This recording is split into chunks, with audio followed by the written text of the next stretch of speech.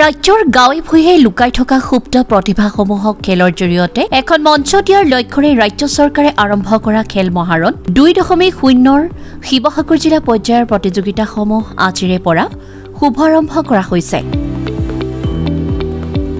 ইতিমধ্যে পঞ্চায়ত আৰু সমষ্টি পৰ্যায়ৰ প্ৰতিযোগিতা অন্ত পৰাৰ পিছত জিলা পৰ্যায়ত আৰম্ভ হৈছে খেল মহাৰণ। শিৱসাগৰ বৰ্ডিং খেলপথাৰত এই উপলক্ষে এক আড়ম্বৰপূৰ্ণ উদ্বোধনী অনুষ্ঠানৰ আয়োজন কৰা হয়।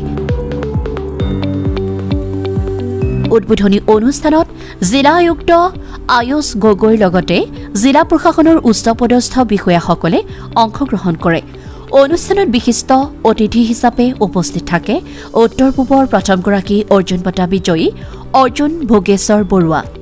শিৱসাগৰ জিলাৰ শিৱসাগৰ, নাজিৰা আৰু ডিমৌ এই তিনিটা সমষ্টি খেল মহাৰণৰ অগ্নিশিখা দৌৰত অংশ লয়।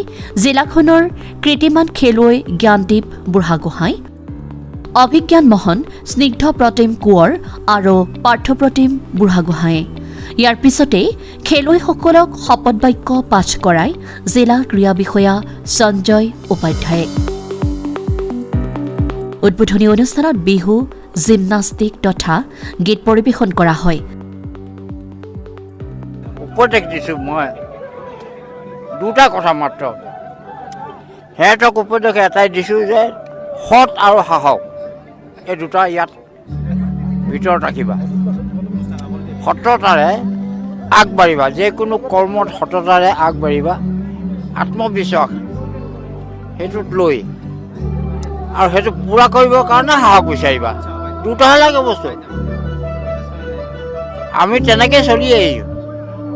মই সেইকাৰণে লোককো সেইটো পৰামৰ্শ দিওঁ, দুটাই বস্তু, সৎ আৰু সাহস দুটাই। আমাৰ ঐতিহ্যমণ্ডিত শিৱসাগৰ জিলা আন জিলাৰ লগতে খেল মহাৰণৰ প্ৰথমতে আমাৰ গাঁও পঞ্চায়ত লেভেল, তাৰপিছত আপোনাৰ LAC লেভেল আৰু জিলা লেভেলৰ খেল অনুষ্ঠিত হৈছে আৰু এই খেলৰ পিছত ৰাজ্যিক লেভেল, ষ্টেট লেভেল অনুষ্ঠিত হ'ব। যোৱা বছৰৰ পৰা অসম চৰকাৰে এখন অভিলেখী আঁচনি খেলৰ প্ৰতিভা যাতে আমি আন্তঃৰাষ্ট্ৰীয়, ৰাষ্ট্ৰীয় আৰু আন্তঃৰাষ্ট্ৰীয় পৰ্যায়ত আমি যে যোগদান প্ৰতিযোগিতাত আমি কম্পিট কৰিব পাৰোঁ, সেইকাৰণে আজি এই খেল ইয়াতে জিলা ভিত্তিত আৰম্ভ হৈছে। ইয়াৰ পিছত ৰাজ্যিক ভিত্তিত হ'ব। ইয়াতে সৰ্বমুঠ 8টা খেল ইয়াত খেল অনুষ্ঠিত কৰা হ'ব আৰু আমাৰ মাজত আমাৰ অতিৰিক্ত উপায়ুক্ত ADC খেল স্পৰ্টছ মানে পাৰ্থ খনিকৰ আছে।